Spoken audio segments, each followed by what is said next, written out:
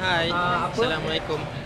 Selamat berpuasa Kim hari Kardashian, ke-11. Dia, Hari ni kita orang buka kat luar. Dia kena go to 6 steps and $845 macam tu tau. Hai.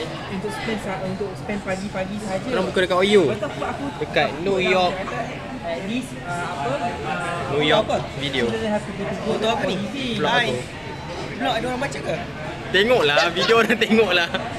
Vlog dia tengok ada orang baca ke tak? Vlog lah. Lepas tu Buka dengan budak rumah lama. because she doesn't have to work for living.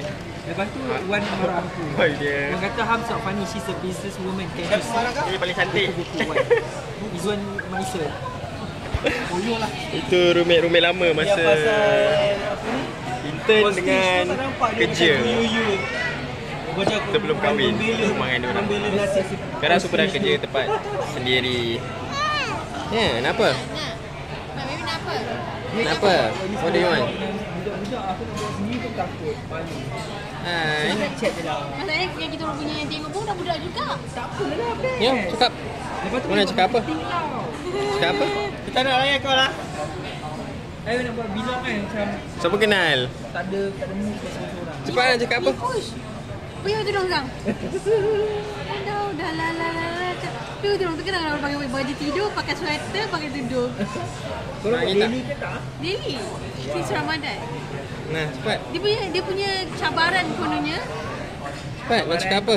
Tak nak. Tak nak. Okay, bye-bye lah. Korang tengok tak? Bye-bye lah. Tak nak. 7 year.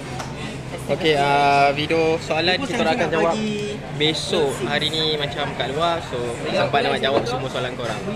So, Dia apa dia minta kau buat? itu saja untuk video kali ni. Post. Seperti biasa.